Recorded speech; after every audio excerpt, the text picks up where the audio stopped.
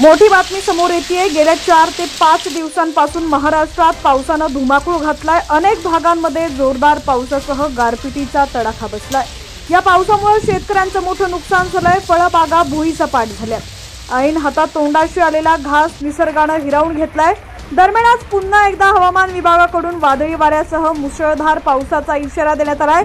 या पार्श्वभूमीवर सतर्कतेचं आवाहनही नागरिकांना करण्यात आलंय।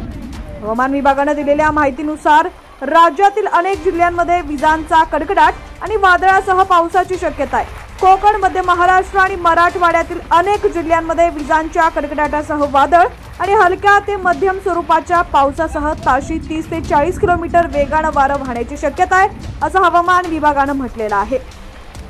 दरम्यान दुसरीकडे कल्याण डोंबिवलीमध्ये वादळी वाऱ्याचा चांगला तडाखा बसलाय। त्यामुळे नागरिकांची धावपळ उडाली आहे। अचानक आलेल्या सोसाट्याच्या वाऱ्यामुळे काही ठिकाणी फलक कोसळण्याच्या घटना घडलेल्या आहेत। याचा वाहतुकीवर देखील मोठ्या प्रमाणात परिणाम झालाय।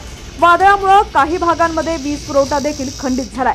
कल्याणमध्ये रिमझिम पावसाला सुरुवात झाली। यामुळे खरेदीसाठी बाहेर निघालेल्या तसंच घरी परतणाऱ्या नागरिकांची चांगलीच तारांबळ उडाली आहे। दरम्यान दुसरीकडे या पावसामुळे हवेत गारवा निर्माण झालेला असून नागरिकांना उष्णतेपासून दिलासा मिळालाय। अंबरनाथला देखील अवकाळी पावसानं झोडपून काढलंय। शहरात सर्वत्र सोसाट्याचा वारा आणि धुळीचं वादळ आलं होतं।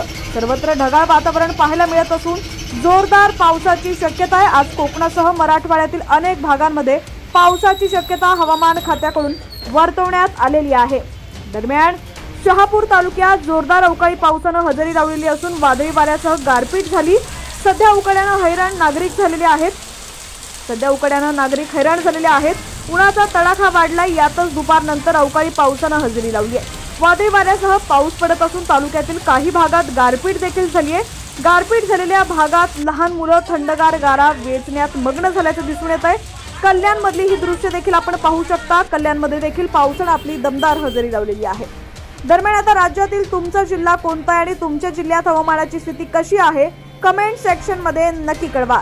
चॅनलवरती नवीन असाल आणि अजूनही HPN मराठी न्यूज चॅनलला सबस्क्राइब केलेलं नसेल तर नक्की सबस्क्राइब करा आणि बेल आयकॉनवर प्रेस करून नोटिफिकेशन्स मिळवा। आणि हीच बातमी जर तुम्ही फेसबुक किंवा इंस्टाग्रामवरती पाहत असाल तर आमच्या HPN मराठी न्यूज या पेजला फॉलो करायला विसरू नका।